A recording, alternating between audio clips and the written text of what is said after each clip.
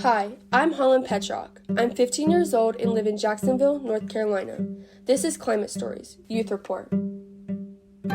A podcast by Coastal Youth Media and NC Health News exploring how climate change is shaping our neighbors' lives in unexpected ways. I'm your host. This podcast is produced by 8 youth producers living in rural coastal North Carolina.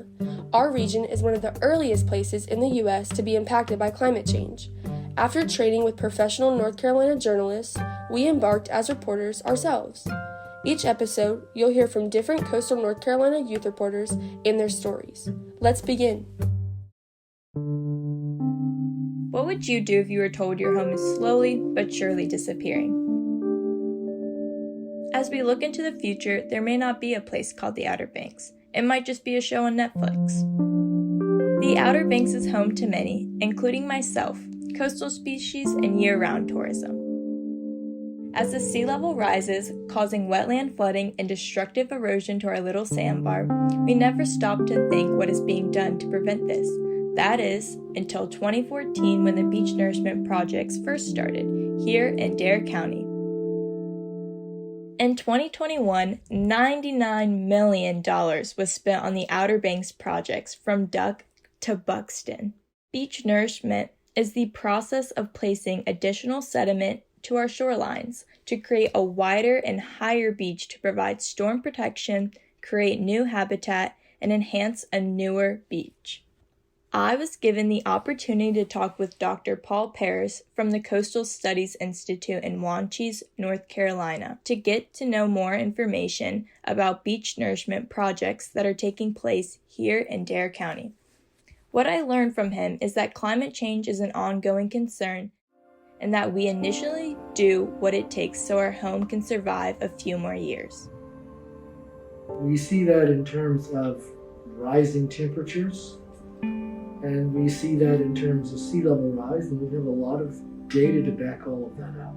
And in terms of what that is, how that is impacting us, living on the ocean, and for the most part, most of us who live here live within only a few meters of sea level. It doesn't take much to get the water up high during a storm or even some strong wind events to cause a lot of problems here with flooding. With sea level rise increasing and the beach nourishment projects taking place as a positive way to expand the beaches of Dare County and protect beachfront homes, there are other effects that these projects can have on our coastal environment. Some of these negative effects include habitat destruction, disturbance of wildlife, and the part of the beach that undergoes beach nourishment becomes a major construction zone. In my interview with Dr. Paris, I asked him how the beach nourishment projects come into play with the effects of the coastal environment, including birds, crabs, turtles, and their nests, and other species that live on the shoreline where the trucks are dumping sand and sand is being pumped onto the beach. Yes, there are impacts, certainly short-term impacts. We are in a position here in Dare County where we have really no choice. Our economy is built off the beach. It depends a lot on exactly how you execute the nourishment itself. If you do things right, we've seen that things can recover, and they do. On the Outer Banks, we keep our beaches protected and clean. At almost every beach access, you will see recycling cans and trash cans.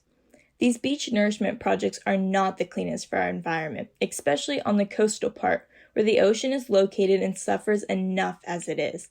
Trucks filled with heavy sand being brought onto the beaches not only disturbs wildlife and creates habitat destruction, but these trucks run on gas and have oil in them, which can easily cause tire tracks, trash left behind by construction workers, and the large equipment creates a barrier.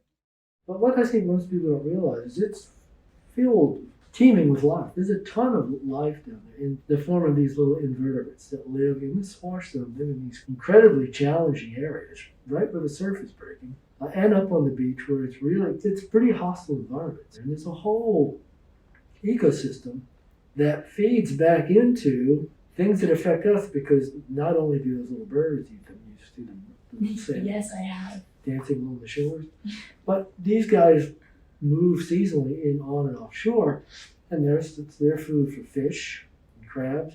Fish and crabs that we like to catch recreationally or commercially and eat, the health of the beaches does affect us.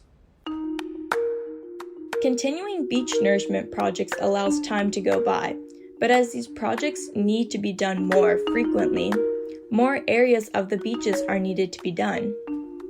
Projects like beach nourishment include the use of raw materials in the form of sand, and to get those materials, going offshore to dredge it up from the ocean is the solution, which then increases cost more. Our economy is tourism-oriented, and that tourism is the function of the beach, and having a healthy beach, or even to go even more fundamental, not even having a beach to come to. If you take that asset away, people aren't going to come here as much. So it's necessary to do it, unfortunately. In order for our economy to thrive, the beach nourishment projects have taken place as a short-term solution. People that live here don't need to move away from their home in search to find a new one, and the protection of the beautiful beachfront homes from becoming waterfront homes. There is also a place for those who vacation on the Outer Banks. Looking into the future, not only myself, but everyone should pay closer attention to how our home is changing due to climate change and solutions on how we can keep our home from disappearing a little longer.